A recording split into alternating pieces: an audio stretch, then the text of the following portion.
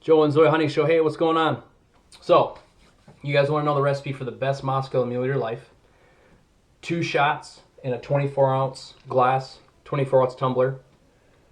2 shots of Tito's vodka. 2 shots of lemon juice. 1 shot of maple syrup, preferably Blue Jays maple syrup. But if you don't have Blue Jays maple syrup, any sort of real natural syrup, none of the Aunt Jemima stuff or Betty Crocker stuff or whatever.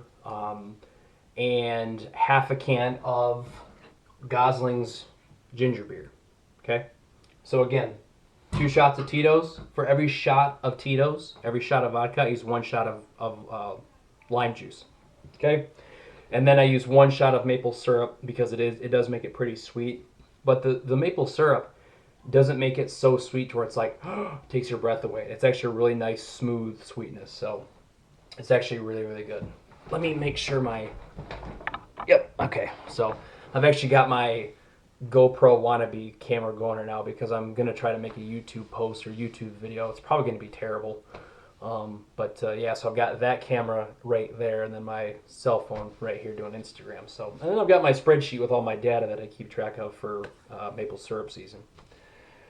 So yeah, my brother's going to hop back on with us here real quick. He's the owner of Madcock Wooden Forge.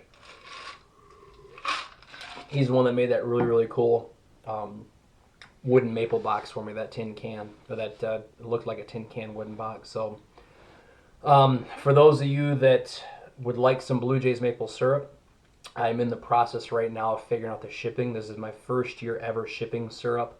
So I've only sold it locally to friends and family and people at work. And then I'm very fortunate because a lot of guys I work with, when they come to the office, they buy it and take it back with them. So I'm working on the shipping. I really, really want to try to make it as economical as possible to ship the syrup. And it does get kind of expensive because it's so heavy. But I'm in the process now of working out shipping.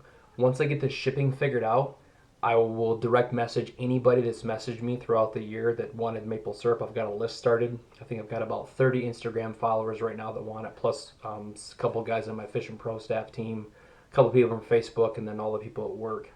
So just direct message me. I'll add you to my list. It's been first come, first serve. So I'm going to start at the top of the list. Whoever first messaged me, just go down the list.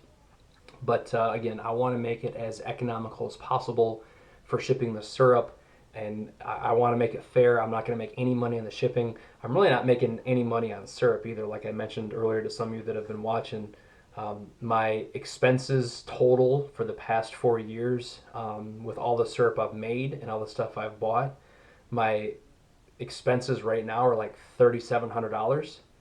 And I only made $2,000 for the syrup this year. So if I don't buy any more equipment from now until the end of next season, I'll still be about $1,700 in the hole. So yeah, there's really no money in it at this level. I just really love making syrup. I mean, Brian, Mark, you guys know this is all I talk about, especially leading up to the season and during the season. So I'll give a real quick shout out again to my friend over at Just Fab Graphics, Lindsay.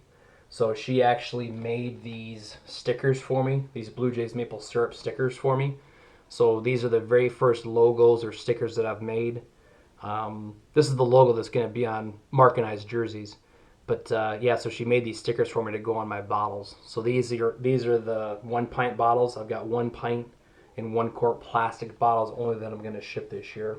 I do have some glass bottles. Cost-wise, they're more expensive for the same amount of syrup because the bottles are more expensive. And I'm going to be honest with you guys, the plastic bottles are the better value. So that's why I have more plastic bottles, and I feel more comfortable shipping the plastic bottles besides the glass right now, just because I want to make sure it doesn't break. So I'm going to just ship the plastic bottles for now, my pints and my quarts this year, and then as I get more comfortable with it over the next couple of years, I'll look into shipping the glass stuff. So you keep hunting at my log cabin. What did they do to you?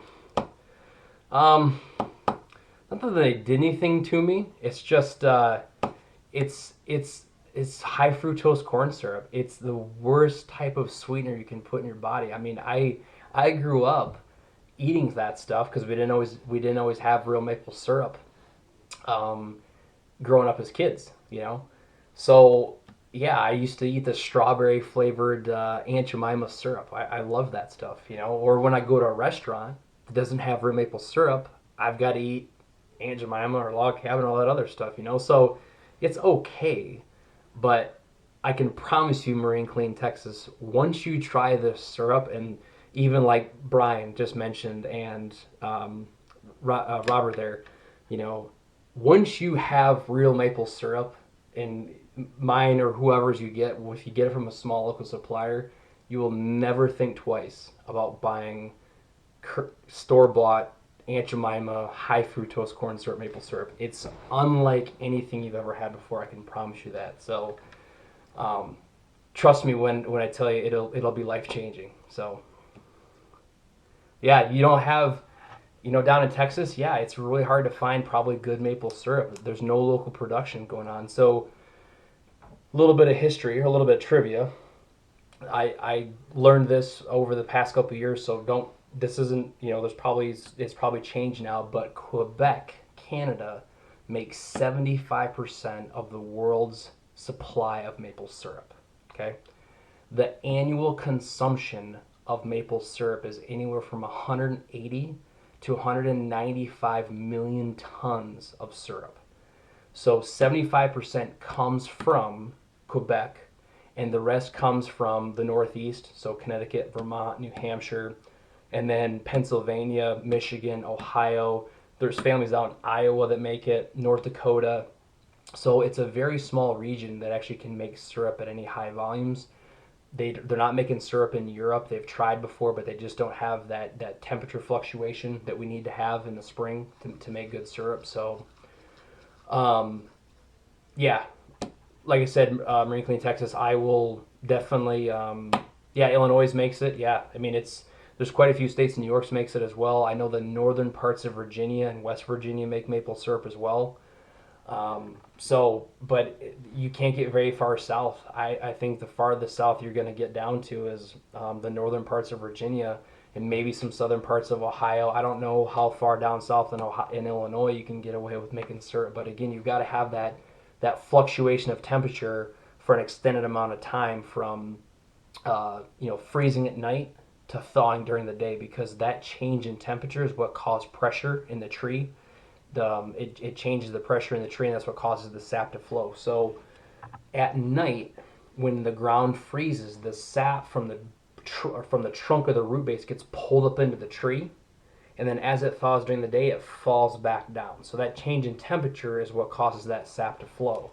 So I don't have a vacuum system. I just run a gravity system. So I have to have that change in temperature to have the sap flow. If you've got a vacuum system, like some of the larger producers do, a lot of people actually do, they make any sort of really high volume quantities, they run vacuum systems.